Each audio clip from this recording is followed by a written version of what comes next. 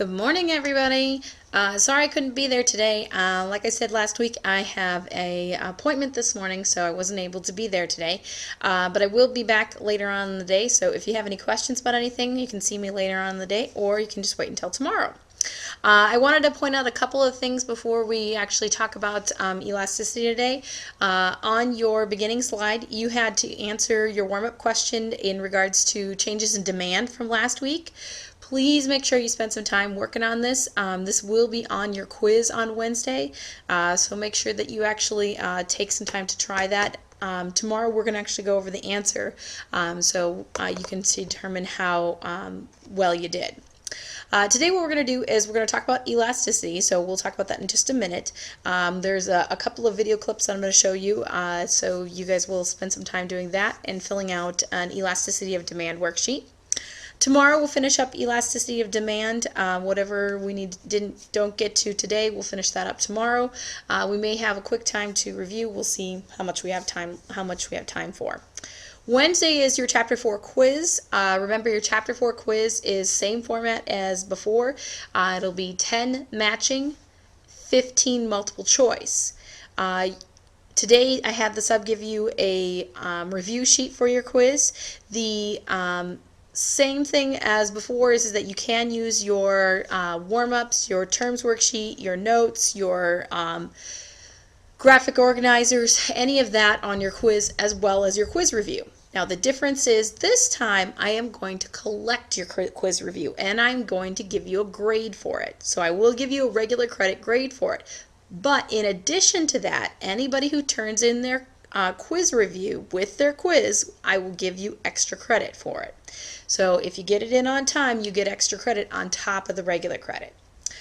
So also make sure that you have all of your Chapter 4 materials ready to turn in on Wednesday. I have a list of them on the slide. So your warm-ups, your terms worksheet, your notes, your changes in demand chart, and your elasticity of demand chart. That's all due on Wednesday. Now Thursday we're going to go back into the computer lab. We're going to work on our Money Schools website, and then Friday we'll be back in the classroom and we'll start supply. So I just wanted to remind you of that before we go on for today.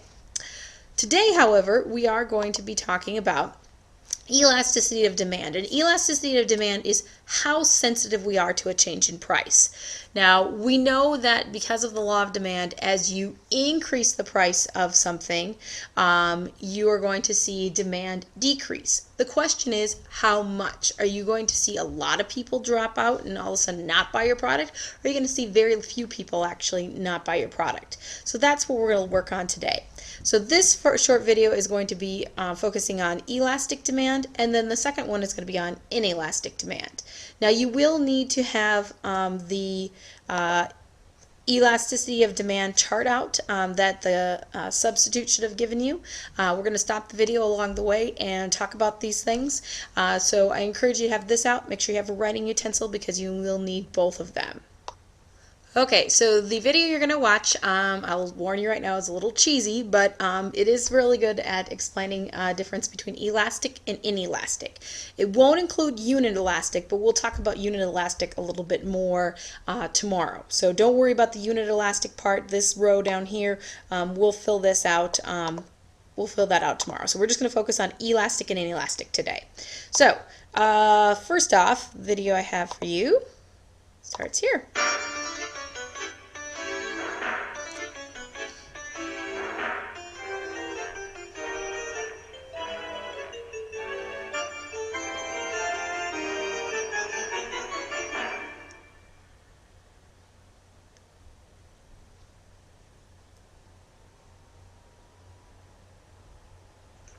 Elasticity is a difficult concept to understand, so for this video, we're filming in a country where elastic is used in unusual ways. New Zealand, the home of the bungee jump.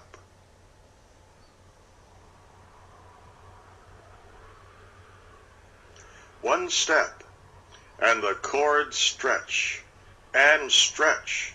Action, response. A small step, and a big fall. A very elastic response. Elastic because the stretch is great compared to the action. Pedro said. Okay, we're going to pause it here before they start talking about Pedro. We can fill in elastic now. The explanation of elastic. They used a bungee cord, a bungee jump, as an example of elastic. So, how can we explain what elastic means? Well, they said a small change causes a big response. Okay, so we're going to find out how does that relate to demand. A small change causes a big response. So let's go back to the video and we're going to find out about Pedro here. Fish. Last week he sold 500 kilograms. That's around 1,100 pounds at $20 per kilogram. Total sales revenue of $10,000 for the week. Pedro thinks he could increase this by putting up the. Okay, I wanted to rewind this just a little bit because I wanted to emphasize this. How did they get the sales revenue? They got sales revenue of $10,000.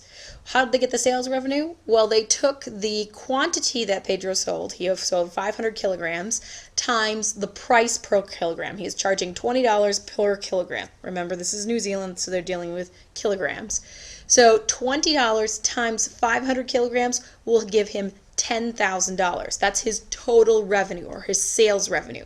I wanted to make sure I emphasize that because that's going to be really important a little bit later. So he got the total revenue by multiplying however much he sold times the price per unit.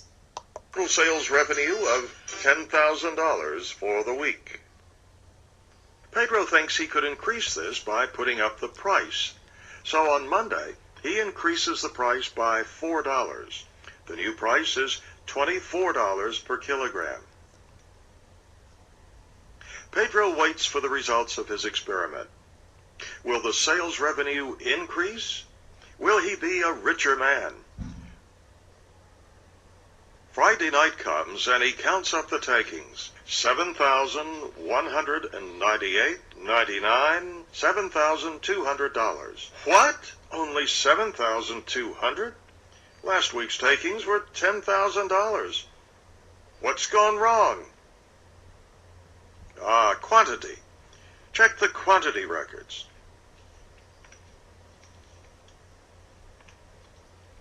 $283, $288, 300 kilograms. That's 200 kilograms short on last week.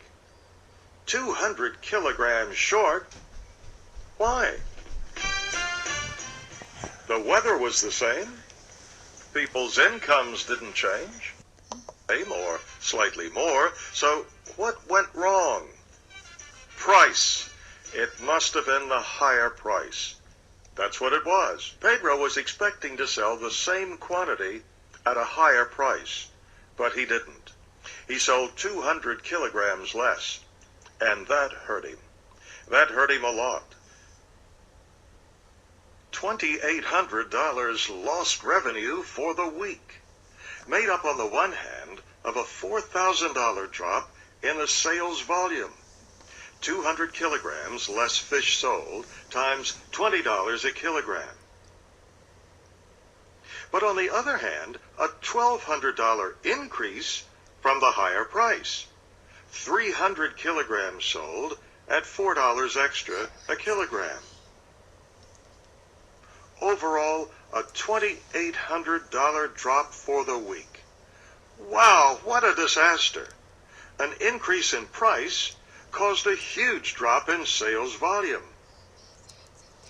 A relatively small action caused a proportionately bigger response. And as with the bungee jump, this is elastic. Elastic demand. The price increase caused total revenue to fall. Could Pedro have known this would happen? Okay, before we go on to whether Pedro could have known this would happen, let's go back to our chart here. It says, we're going to skip over the determinants in a minute. They're going to talk about that in just a second. But let's look at the, first of all, the example we can put in is Pedro's fish, just so we can have a reminder. What happens to revenue when the price increased? When Pedro increased his price, what happened to his total revenue? Was he making more money, or was he making less money, or the same? Obviously, the revenue dropped. So revenue dropped. He wasn't making as much money. Okay, let's go back and let's pay attention. They're going to talk about 3 things that would have helped Pedro know that his demand was elastic. So pay attention to those 3 things, because I'll pause it afterwards and we'll talk about what actually caused his demand to be elastic. Well, he could have had a fair idea. First, there are lots of substitutes for Pedro's fish.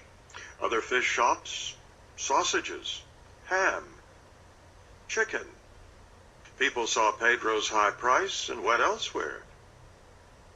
Second, fish is not a necessity. People can do without it. Third, fish is expensive compared to most people's weekly budget. So retailers, particularly fish sellers, can have some idea of the effect of price changes on total revenue. But then Pedro hasn't seen this video. Okay, let's go back to our chart. So they talked about 3 things. So 3 things that Pedro could have known would have caused his demand to be elastic. What were they?